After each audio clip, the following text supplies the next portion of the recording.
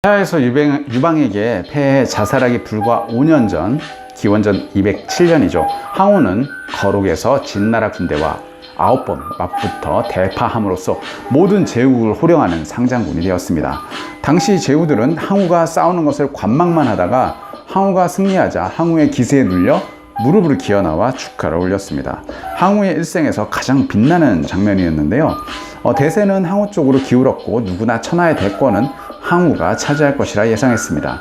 같은 해 유방은 진나라의 수도 함양성에 먼저 진입했고 이로써 진나라는 멸망하게 되는데요. 이듬해 항우는 유방을 압박해서 함양성에서 물러나게 하는 한편 홍문으로 유방을 불러 술자리를 베풀면서 그를 죽이려 했으나 결행하지는 못했습니다. 유방은 열세를 절감하고 보물들을 항우에게 바치며 복종을 맹세했습니다. 항우는 함양성을 도륙하고 회양을 형식적으로 의제로 세운 다음 자신은 서초 폐왕이 되어 제후들을 호령했습니다. 아울러 제후들을 각지에 봉함으로써 실질적인 권력 행사를 시작했는데요. 유방은 한왕의 봉에 황무지나 다름없는 남정으로 내리쳤습니다. 리더로서 항우의 결정과 문제점들은 제후들에 대한 분봉을 비롯한 농공 행상의 시작으로 드러나기 시작했습니다. 역사상 모든 리더들에게 가장 골치 아프고 예민한 대목이 바로 농공 행상인데요. 농공 행상이야말로 가장 정치적인 행위이기 때문입니다. 하지만 항우는 정치가 군사보다 훨씬 복잡하다는 사실을 인식하지 못했습니다. 항우의 농공 행상은 훗날 유방이 보여준 절묘한 농공 행상과 늘 비교되면서 비판의 대상이 되곤 하는데요. 항우는 수도를 자신의 고향에 가까운 팽성으로 정하고 전국을 자신의 서초 왕국 아래에다 둔 다음 단숨에 11개 왕국의 국왕을 봉했습니다. 그런데 여기에 치명적인 문제가 내포되어 있었습니다. 11개 왕국이 통일된 국가에 속한 제후국이 아니라 모두가 동등한 지위의 독립 왕국이나 다름없었기 때문입니다. 또한 19명의 왕들 대부분을 항우 개인의 싫고 조음에 따라서 안배함으로써 스스로 화근을 심었는데요. 나중에 나머지 왕들도 그를 신뢰하지 못하게 된 것입니다.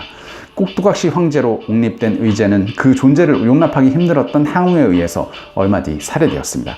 그 밖에 자신의 부하 전도를 보내서 항우를 열성적으로 보았던 인물도 제나라 왕이었던 전시가 있습니다. 항우가 정상적인 두뇌를 가진 리더라면 아무리 전도의 공이 크다 해도 전시로 하여금 전도에게 상을 내리게 하는 수순을 밟았어야 합니다. 하지만 항우는 전도를 덜컥 제나라 왕에 임명하고 전시는 수도 임치에서 쫓아내고는 구석진 교동왕에 봉했습니다.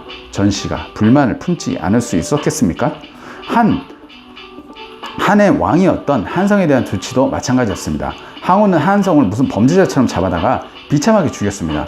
이 때문에 한나라 귀족 출신이었던 걸출한 전략가 장량은 유방에게 달려가서 그의 참모가 되어 항우를 끝까지 괴롭혔습니다.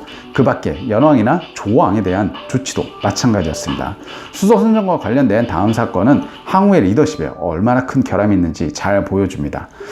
당시 채생이라는 학자가 항우에게 도읍을 함양에다 정하자고 건의를 했습니다. 함양은 전국을 통제하기 적합한 지리적 위치와 전략적 요충지였기 때문에 당연했습니다. 항우는 이 제안을 거절하면서 부기를 고향으로 돌려주지 않는 것은 아름다운 옷을 입고 밤길을 걷는 것이나 같다라고 말했습니다.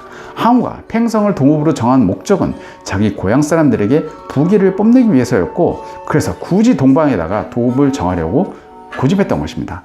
그러자 채생은 어처구니가 없다는 듯이 친구에게 사람들이 항우더러 옷을 입고 모자를 쓴 원숭이 새끼라고들 하더니만 정말 그렇다라고 비웃었습니다.